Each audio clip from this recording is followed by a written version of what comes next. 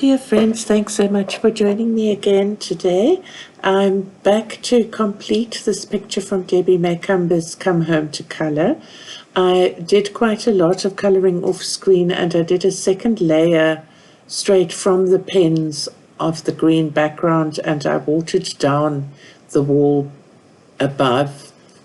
And now I'm going to be colouring in, I suppose this is like a wooden pane or something. I don't know what it is exactly, but I'm just using the pen straight as it is onto the paper with the watercolor ground. And then that was with the like bullet side, and now I've moved over to the brush nib side, and I'm just using this kind of brown side. You can see the edge where it looks darker is where the watercolor ground didn't properly go there or cover that area, and then the pen really soaks into it and comes out a bit dark. But most of this particular one has been okay. So I hope that you'll enjoy this video. Let me just add a quick the normal thing. If you're new to my channel, thank you so much for joining me. I'm really pleased you're here. And if you enjoy what I present and you find some value in the channel, please consider subscribing and hitting that little notification bell, or gently clicking on it. You don't have to hit anything if you don't want to. I know, subscribe to my channel, hit the notification bell, and jolly along.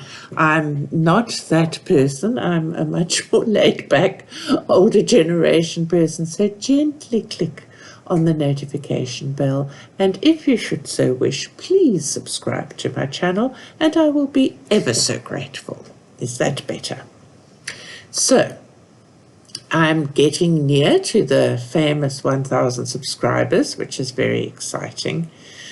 Anyway, I said at the beginning with this piece that I was thinking of doing a kind of a pink and grey color scheme. So I decided to add a little bit of grey in between in this windowsill. And I'm not entirely sure that I made the right choice, but I did it anyway. And then I colored the stand of this light with the brown, and then I looked at the little bit around it, and I thought perhaps that was like a china, piece of china or something, but I wasn't quite sure. So in the end, I actually just filled it in with the green of the wood and left it as a metal thing around it. So that's what we got there. I do enjoy the feeling of using the water brush pens on the watercolor ground. I must say it feels nice. I'm not happy with the kind of less than smooth green wooden area, but there was very little I could think of to do to make it better. And I also gave up on my water brush pen and used my own watercolor brushes and water, because then I felt more in control. So now I was thinking what else I could add on the chat that I'd been having in our last Debbie Macomber Colour and Chat, which was about kindness and being kind to yourself. And I was thinking of, could I think of 5 more ways that you could add more kindness into your day? So the things that I've come up with in adding 5 things to add a bit more kindness into your day, and to help you with developing a more positive mindset, is number 1, I thought, let's try practicing empathy. You probably know that saying about walking a mile in somebody else's shoes, right? Well, it's true. Empathy and feeling the same, feeling what the other person is feeling, is trying to imagine what the other person is feeling, is what being empathetic is. So empathy and kindness are really 2 sides of the same coin. Remember, we just honestly really never have any idea what's happening in somebody else's life and what they're dealing with as they are. The person, your friend, your sister, could be on a high, or they could have just received devastating news, or they could be struggling with depression. So you don't know what problems they're dealing with. And so being short-tempered or cutting or sarcastic might just be the last straw for that person. So remember that when dealing with somebody else, and choose to be kind. That will help you feel better about yourself as well. Another way to learn to add kindness to your day, so number 2 would be learn to listen. Listening to somebody can be the greatest gift that you can give a person. If a friend or some member of your family is having a can't speak. If a friend or some member of your family is having a tough time, perhaps they need to talk and you need to listen. You might be able to help or you might not, but to start with, they sometimes just need to be heard. So now number 3 on my little list would be to be grateful.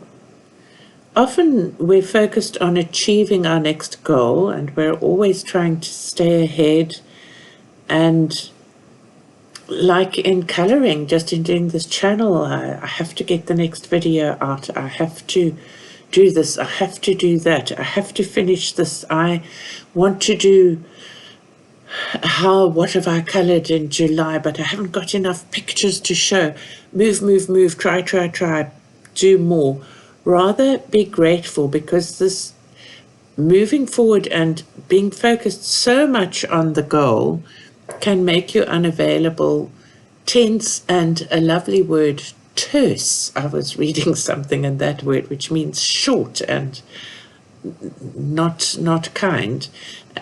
It can keep you focused on yourself instead of on others. So try sitting back and looking around. Feel grateful for all that you have and all that you've achieved. Being grateful also can set you up for being in the kindest mindset. Instead of focusing on getting more, you can focus on sharing the love. That I find something that I really need to do. It can be hard sometimes, but it is very necessary to practice gratitude.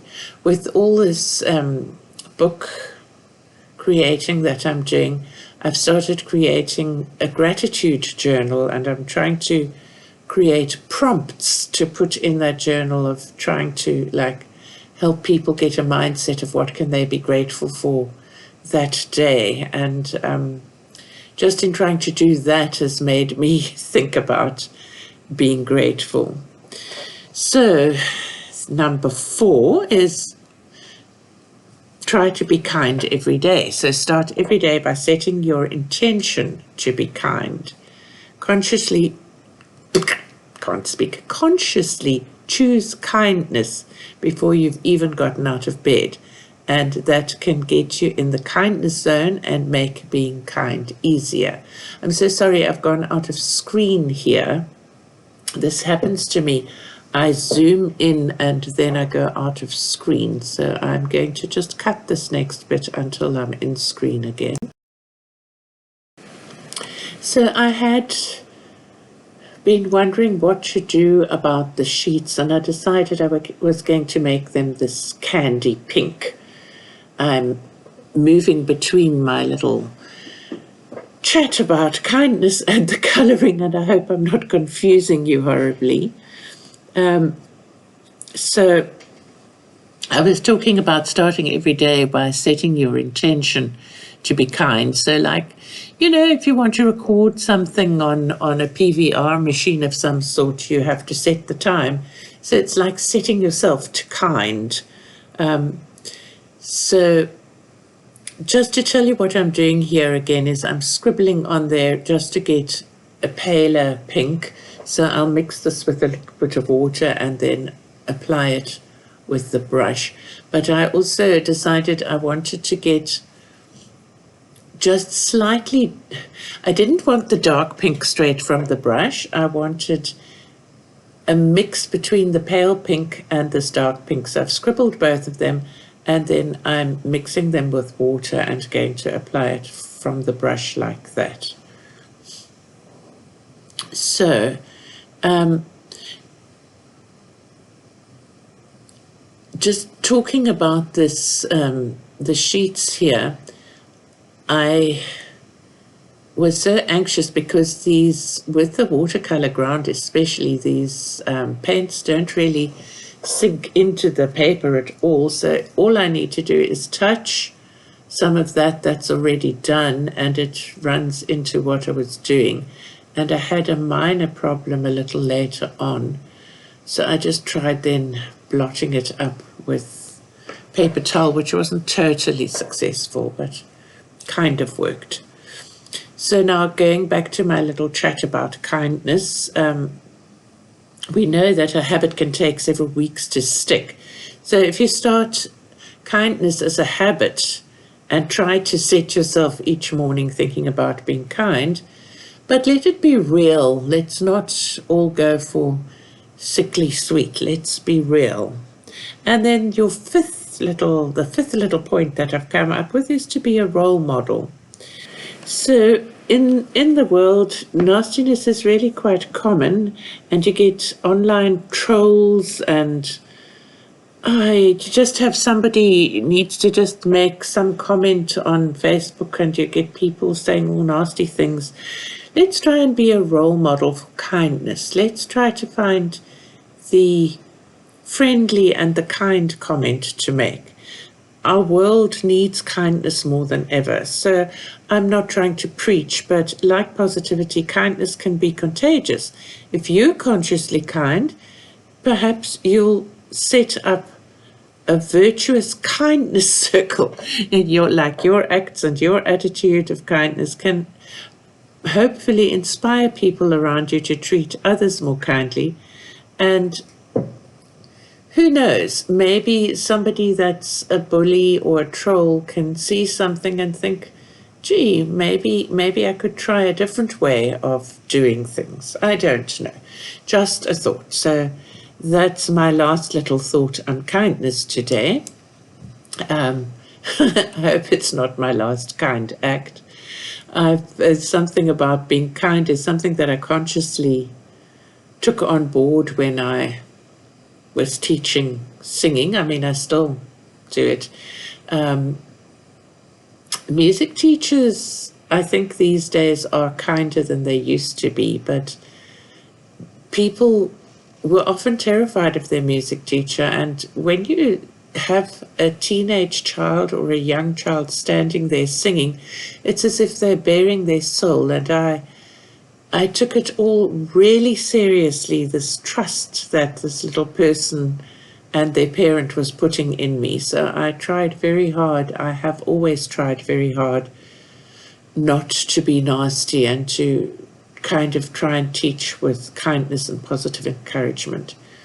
So here my blanket is this throw on the bed that I'm coloring. I've used the pale pink and a very pale gray for the throw, and I think that looks okay. So I don't really have a hang of a lot more to say, so I think I'm going to speed this up a little bit and add some lovely music for you guys to listen to and relax, and I'll chat to you at the end of the piece.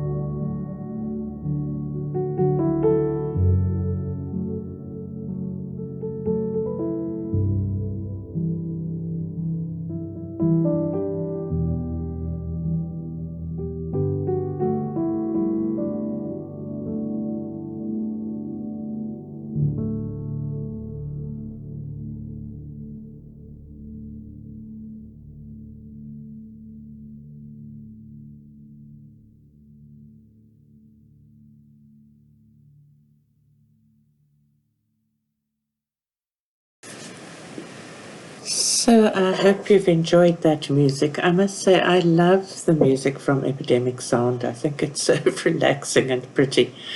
I'm now onto the window, and please forgive the shadows and things that appear, but it's that time of day where my lighting doesn't seem to work. So I've tried to zoom in as much as I can, and I decided to make the bush here sort of a bright green, and then I wanted to mix that green with the green of the wall to do the grass so that the colors blended. When you're painting, you often mix your colors and then they all seem to go better on the page. So that's sort of what I had in mind here. And did the grass with that. And then I've got to do this little top bit, which I decided is probably a window blind. And I've made this pink the same as the bed and the light shade. I think that home decorating is not my forte. I always feel a little bit challenged when I've got to do things like this. So now we're on to the sky, and I didn't want to do it a full color blue, so I wanted to water that down to make it more pale. And I think that turned out quite nicely. That's supposedly the glass, and then we've got the sky. And I just needed to mix up a little bit more.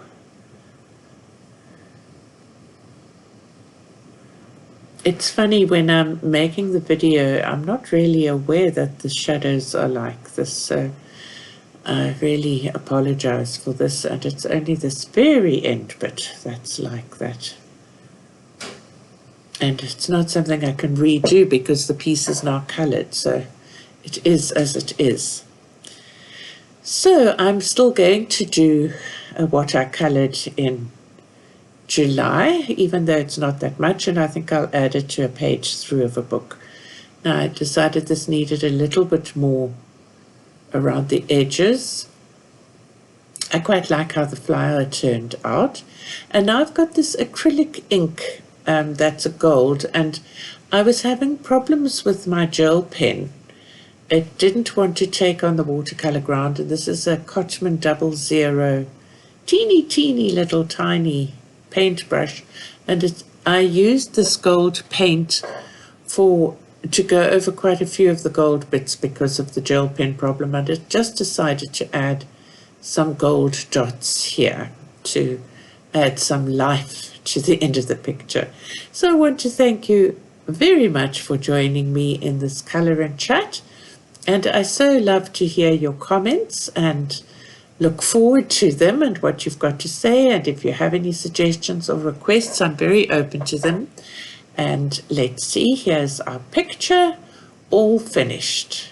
You can see the gold. Bye bye now.